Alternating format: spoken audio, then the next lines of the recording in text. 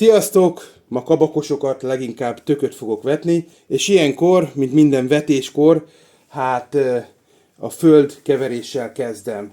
Látjátok, hogy ebben már benne van a perlit, és igazából nagyon-nagyon porhanyós, kézmeleg, szóval nem hideg, mert a kabakosok, a tökfélék nagyon érzékenyek a hőmérsékletre, mind a talajhőmérsékletre, mind a levegőhőmérsékletre, emiatt nagyon-nagyon fontos, hogy a legjobb talajt készítsük neki elő.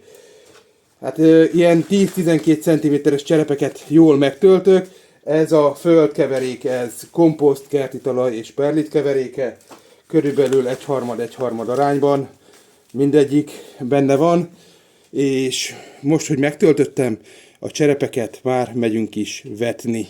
Na és ahogy mondtam, tököket fogok vetni. Első lépésben nézzük meg a magméreteket. Ezt az óriás tököt terveztem elvetni első körben. Volt összesen 5 darab mag ebbe a zacskóba. Én bevallom őszintén, egy kicsit nagyobbra számítottam magméretbe, bár a cukkinihez képest kb. 2-szer akkora, a sárga dinnyéhez láthatjátok, hogy kb. 4-szer akkora, de azért azt hittem, hogy ez az óriás tök, ez tényleg ilyen hatalmas maggal is rendelkezik, de úgy látszik, hogy nem. Na de, hogy mibe vetem őket?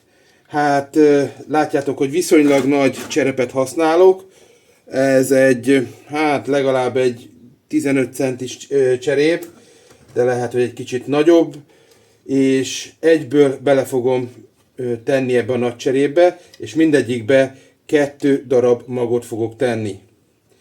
Arra figyelek, hogy a magok ne így fektetve kerüljenek, hanem állítva, méghozzá ezzel a csúcsos részükkel lefelé.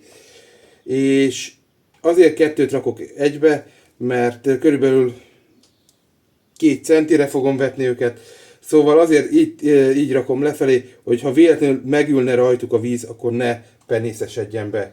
Természetesen, mint mindent, ezt is beleállítom ebbe a kis vizes tálkába.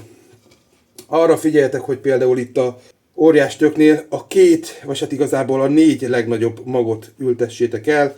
Ez az 5., ez nálam kuka lesz, olyan kicsi, szottya, szerintem nem is óriás tök, mert úgy színileg se hasonlít a másik 4-hez, szóval inkább beleteszem a kukába, és így már el is készültem az óriás tökkel. Azért választottam viszonylag nagy cserepet, mert a tökféléknek nem lesz átültetése, őnekik egyből kikerülnek majd a termőközegbe, bár mondjuk pont az óriás tököt, azt úgy gondoltam, hogy nagy cserébe fogom nevelni. A cukkinivel hasonlóképpen járok el, minden egyes cserébe 2-t fogok rakni, és azért elég nekünk 2 darab cukkini, mert hogyha én ezt a goldenát vetem, amit terveztem vetni, akkor én tudom, hogy ez olyan szapora, meg olyan bőtermű, hogy bőven terem nekünk annyit, amivel mi az egész szezont túléljük. Meg még el is ajándékozunk, meg még minden. Szóval rengeteg cukkini terem. A cukkini az egy nagyon-nagyon hálás növény. A sárga dinnyénél ezt a Honey You nevezetűt választottam. Bevallom őszintén nem ismerem, ezért már nem is 2, hanem 3 szemet fogok eltenni a cserébe. Természetesen itt, mint mindegyiknél, egyelni fogok. Arra figyeljetek, hogy a tökféléket próbáljátok egymástól viszonylag távol ültetni, sőt, még azt mondom, hogy az uborkát is, mert ezek bizony-bizony képesek egymást beporozni. És előfordulhat, hogy mi szépen cukkinit szeretnénk enni, aztán kiderül, hogy a cukkiniből meg ilyen vegyes felvágott lesz. Ezt az utolsót pedig arra használom, hogy van még egy kis uborkám, és ez a Calimero F1-es uborkám, ebből szeretnék még palántát csinálni. Jelenleg még nincs helye, hogy ide bent az üvegházba, de hogyha kikerül egy növények jelentős része, szeretném őket átültetni.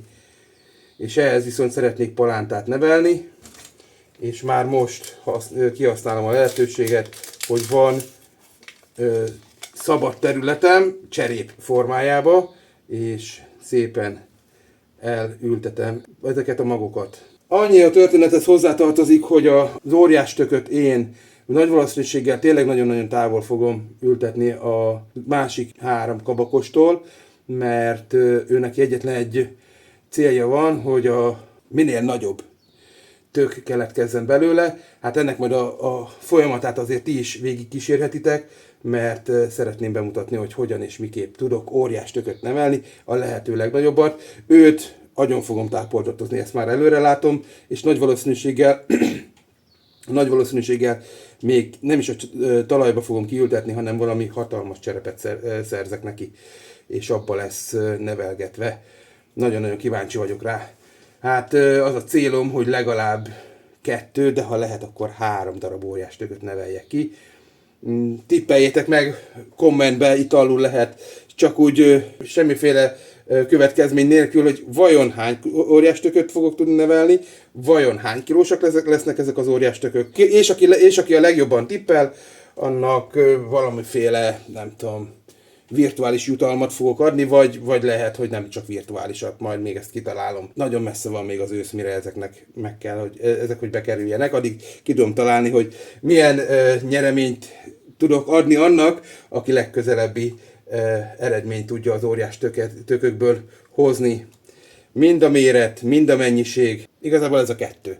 Mind a méret, mind a mennyiség számít. Szóval mindenkinek jó kertészkedést, jó betegetést.